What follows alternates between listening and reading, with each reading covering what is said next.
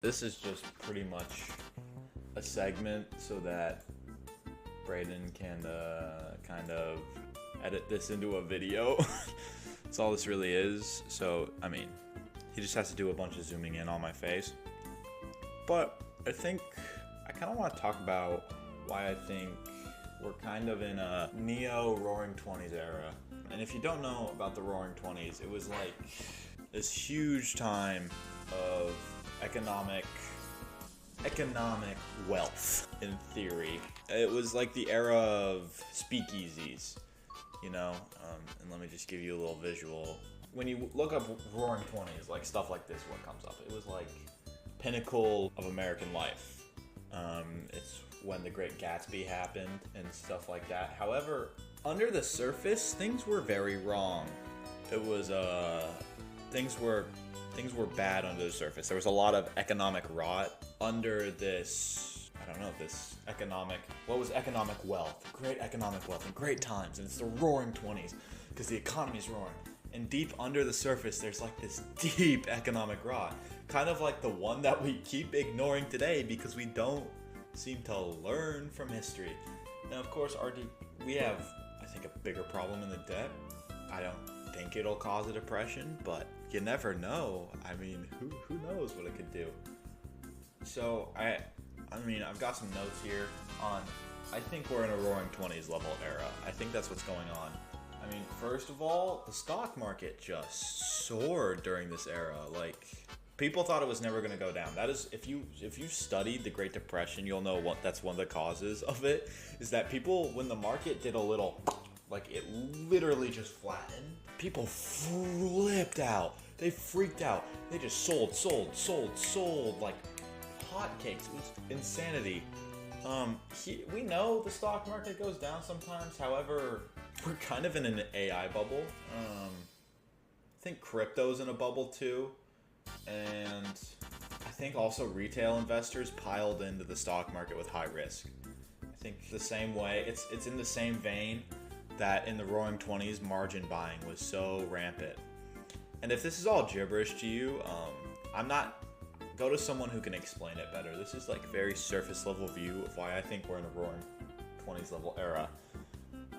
Along with these speakeasies though came the wealthy. Oh, okay, that's kind of a sucky image. I don't know if I should choose this for the wealthy either. I'll choose Gatsby because Gatsby was incredibly wealthy. Along with this came the majority of the wealth was controlled by the top 1% in the Roaring 20s. And the same thing is true today.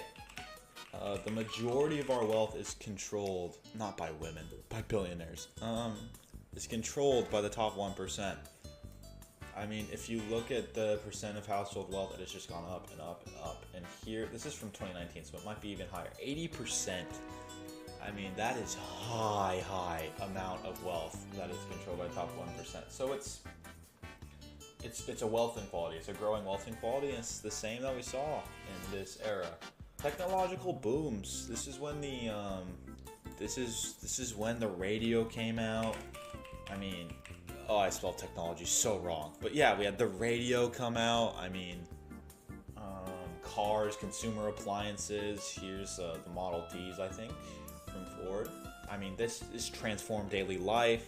Electricity was coming into the mainstream. I mean, this was a era of huge technological innovation, and people were like, wow, we're living in the best time ever to be alive. Now, I think the general consensus modern day is no longer that, but I mean, we have the same thing. We have AI, cloud computing, electric vehicles, and huge automation that are really reshaping industries. You could argue not for the better and that people aren't as confident in them, but, you know, maybe.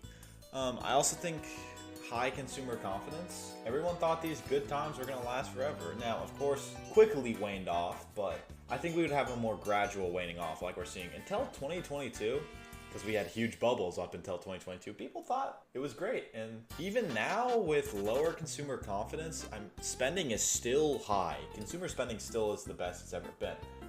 However, brings me to another similarity in that credit is a huge problem. This consumer spending that we're seeing, a large amount of it is from just Klarna and Afterpay. So it's not really real money. Same way in the Roaring Twenties that people were buying all these new technologies on credit. And that is what helped lead to the collapse. Because credit was a new thing. Klarna and Afterpay are not new things, but they're stupid business models.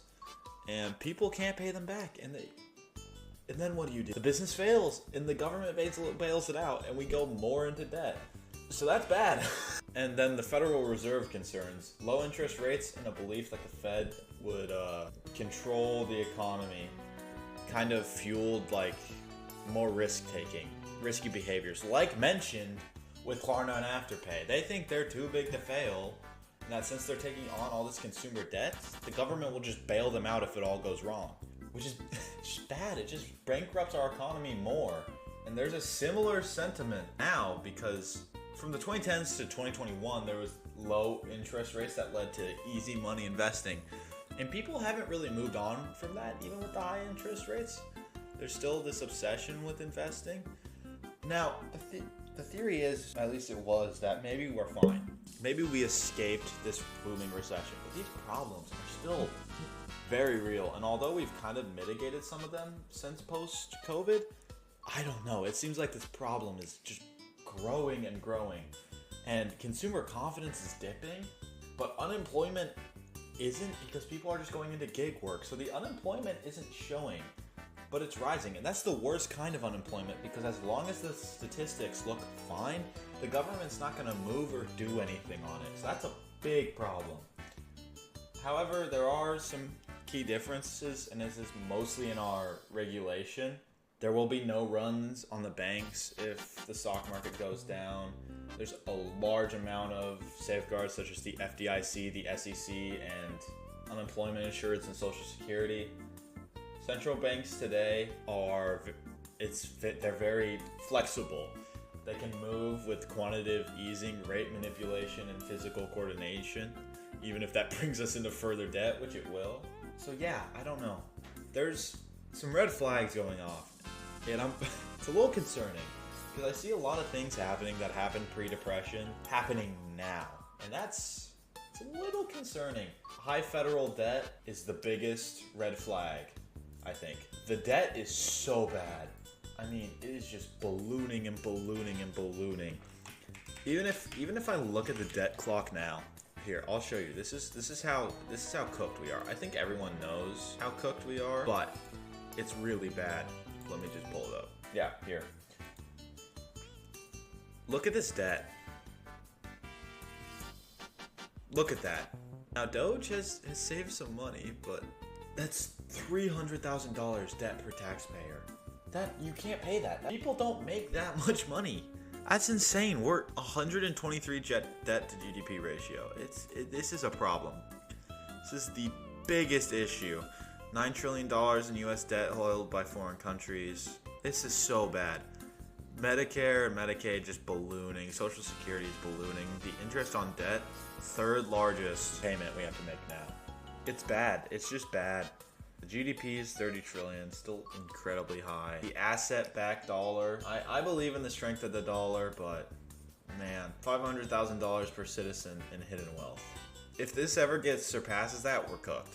If we get to 200% debt to GDP, we're cooked. And we have low borrowing costs, because normally we're good for it when we send out our IOUs. But, oh, it's bad. Oh, it's bad. And we just spend and spend, and it just doesn't stop. And I think, honestly, everything else is bad and is probably going to lead to a recession. But this is the biggest problem in America today. They're bankrupting our future. That's what they're doing. They're bankrupting the future. And we're going to be the ones who have to deal with it, not them. So I think that's it. I think that's my whole spiel. Thank you everyone for watching stream today. If you're watching this on YouTube after the fact, please check out the stream. I stream every single day. Check my schedule to see when I'm streaming. And I appreciate all your love and support. Thank you for everything you do for me. Thank you, Braden, for editing this. God bless you all. Pog out.